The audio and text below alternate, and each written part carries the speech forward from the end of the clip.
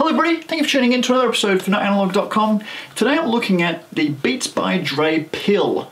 Now this is a little Bluetooth speaker. It literally is shaped like a pill which you would take as medication, but this is more your cure for bad audio from your phone. You can pair your phone, computer, basically anything which has Bluetooth on it, tablets and whatnot, to this speaker via Bluetooth and get some music pumping. Now it's got 4 speakers in the front which I quite like and delivered some pretty decent sound. Now one of the things about Beats products, normally, case in point is their headphones, they tend to be really bassy and you kind of, if you're listening to R&B and things like that, it's great, but when you start to listen to other types of music, the bass becomes a little bit unbalanced.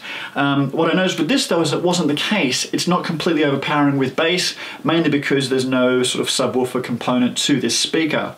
That's a pro and a con. Sometimes when I was listening to music I wanted more, and sometimes it just sounded fine as well. Listening to the new Jay-Z album, for example, I actually felt like I wanted more bass, and I wasn't getting it from this. The sound is a little bit tinnier than I would have hoped for. But anyway, besides that, turning the device on is super easy. Connecting it to your phone, again, really easy.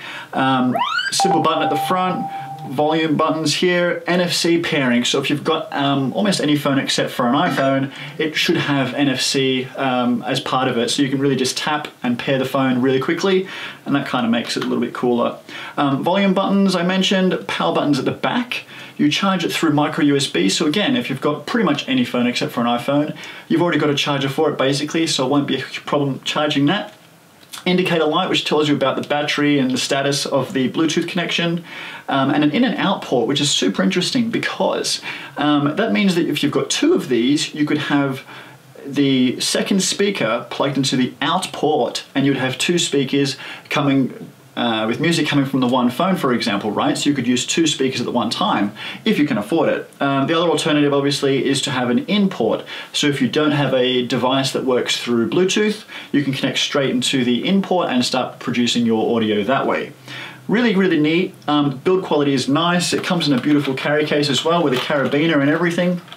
Battery life, not too bad. I probably got around about 4 to 5 hours. Obviously it depends on how hard you're pushing the speaker and things like that. You can also use it as a speakerphone, much like most of these little other Bluetooth speakers, but I don't recommend it. They aren't conference base stations, let's admit it. They're speakers and they're good for what they do. My biggest concern is the price for what you get at about 250 bucks in Australia. It could be a little bit cheaper, especially for the audio quality that you do get. I would have loved to have seen this made a little bit bigger, you know, make it a little bit bigger and focus more on the bass component. Beats have lost their bass in this one, but it's a nice speaker. For summertime, taking this around for barbecues and things like that, a nice one to have, but make sure you shop around and see what's around the same price range because you might be surprised. That's the Beats pill. Don't swallow it all at once. We'll see you next time. Bye.